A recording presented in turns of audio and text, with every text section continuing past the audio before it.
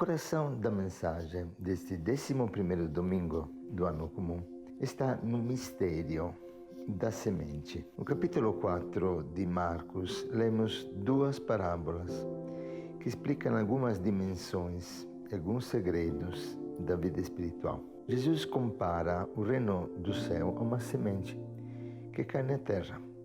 Dorme, acorda dia e noite, a semente germina, cresce e ele não sabe como. É interessante que no final do Evangelho se diz que Jesus explicava estas coisas aos seus discípulos em particular. Realmente existe um mistério, existe um segredo. Estas palavras o expressam de forma profunda. Ele não sabe como isso acontece. A segunda parábola fala da semente da mostarda, que é a menor de todas as sementes, e se torna depois uma grande árvore, a maior de todas as hortaliças. Dá grandes ramos, a tal ponto que as aves do céu se abrigam na sombra dela. É maravilhoso poder entender que a lógica de Deus tem alguma característica típica e que através desta lógica nós podemos reconhecer o que é de Deus, o que não é de Deus. A lógica do mundo é alicerçada na grandeza, no poder, na força. A lógica de Deus se manifesta na pequenez, na humildade, no escondimento. Há um poder que se manifesta, de fato, de uma forma misteriosa, que foge aos nossos princípios humanos. Quem é esta semente? Primeiramente, a semente é o próprio Cristo.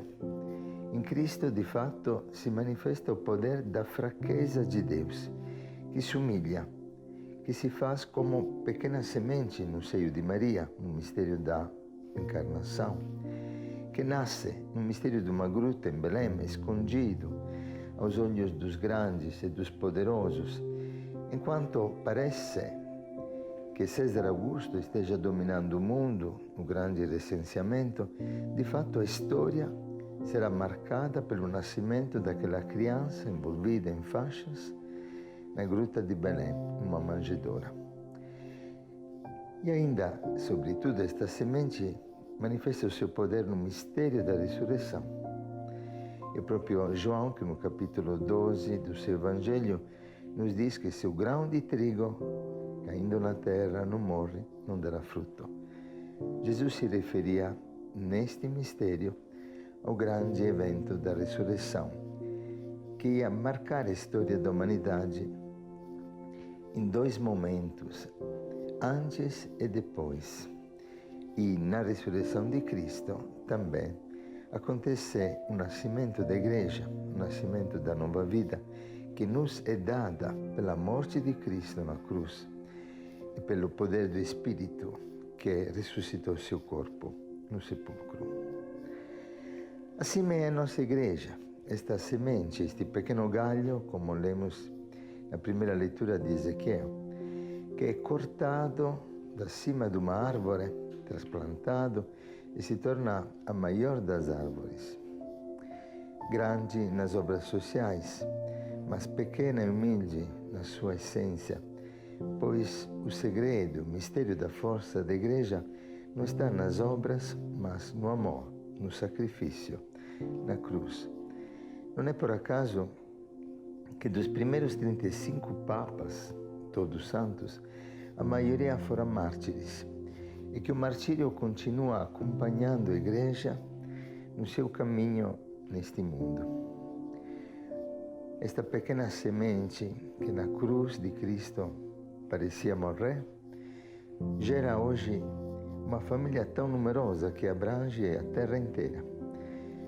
2 bilhões de cristãos. Se calcula que hoje estejam presentes no mundo como fruto e sinal de fecundidade daquela semente que morreu em Cristo e que vive hoje em cada cristão. Pois, como diz São Paulo, não sou mais eu que vivo, é Cristo que vive em mim. Mas, no mesmo tempo, desde a sua origem, a igreja é perseguida. O crescimento da igreja se alicerça no sangue dos mártires. 245 milhões de cristãos hoje são perseguidos. E disto a mídia não fala. Esta mídia que faz questão de divulgar qualquer escândalo que aconteça na igreja, não diz que na igreja tivemos 70 milhões de mártires, desde a morte do primeiro mártir, Cristo Jesus, nosso Senhor.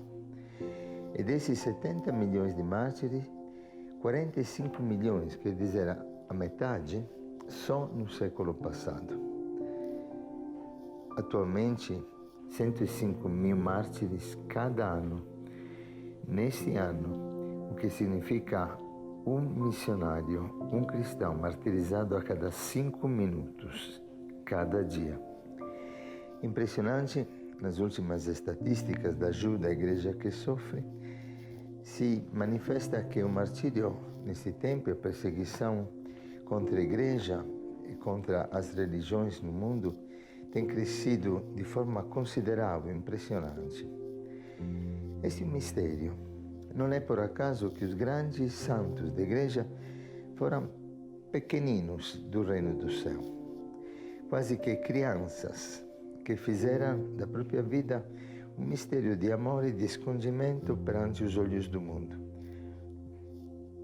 Viajando no mundo inteiro, na África, na Ásia, na China, na América do Norte e do Sul, na Europa, é impressionante ver como em tantas casas se encontra a imagem de Santa Teresinha, do Jesus Misericordioso, de Santa Faustina, do Padre Pio, de João Paulo II, de Madre Teresa de Calcutá. Irmãos que não viveram conforme a lógica do mundo, mas que viveram na humildade, no sofrimento, no escondimento e que encontraram no mistério da cruz, que é o segredo de fecundidade da semente, o sentido da própria existência. Faustina, desprezada até no seu próprio convento, desconhecida perante o mundo, hoje amada no mundo inteiro. Teresinha, que morreu pequenina, escondida como uma semente naquele mosteiro carmelita onde viveu na França, e que hoje é considerada a mãe espiritual de tantas famílias eclesiais. O Padre Pio, que viveu por 50 anos crucificado com as chagas de Cristo no seu corpo. O próprio João Paulo II, que nós conhecemos como grande João Paulo II, no final surpreendeu o mundo quando mostrou toda a sua fragilidade. Uma fragilidade que impressionou os grandes do mundo no seu saber se consumir até o fim por amor à igreja. Não é o poder do mundo, não são as grandes organizações que formam a igreja.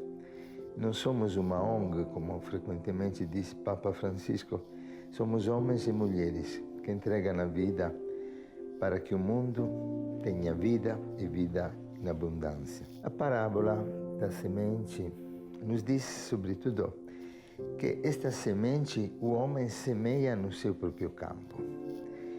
Cabe a mim, cabe a você agora decidirmos. É claro que esta semente, como aparece de forma muito evidente no Evangelho de Marcos e nos demais evangelhos, é a própria palavra de Deus, que contém em si a força do mistério pascal de Cristo. A minha vida tem que tornar-se esta palavra, de forma que aqueles que não leem a palavra, que não conhecem a palavra, como diz São Pedro na sua carta, possam conhecer a palavra pela vida de cada cristão, de cada filho que fez de Cristo o próprio Senhor e o próprio Mestre. É muito bonito aquilo que se conta de Madre Teresa, quando um dia, enquanto curava as chagas fedorentas de um leproso chamado Mulvi, e esse leproso era hindu, de repente este leproso disse: "Agora sei que Jesus é o Senhor."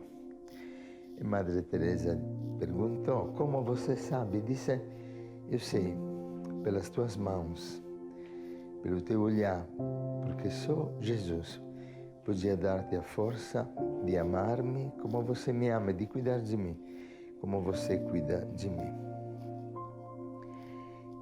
A semente plantada no campo é uma semente que cabe a nós plantar. O trabalho do homem é plantar a semente, cuidar da semente. Como diz a palavra, é ler a palavra, meditar a palavra, colocar em prática a palavra, para que possa dar fruto nas obras e os homens, vendo as nossas boas obras, glorifiquem o Pai que está no céu. Se você quer saber se a tua vida é realmente moldada, fecundada pela palavra de Deus, você pode ver se a tua vida tem estas características que hoje o Evangelho nos apresenta. A pequenez, o escondimento, o consumir-te para os outros e, consequentemente, a fecundidade. Quando a tua vida é vivida na palavra, a tua vida se torna fecunda, se torna carregada de vida. Quando a tua vida é alicerçada na palavra, a tua vida contagia outros, como aquela árvore que cresce, e as pessoas procuram abrigo debaixo dos ramos e dos galhos da tua existência. Viva assim a tua missão. Faça da tua vida uma palavra viva, como diz Isaías no capítulo 55, para que você possa continuamente dar frutos para a glória do Pai. Para que os homens, vendo as tuas obras, glorifiquem o Pai.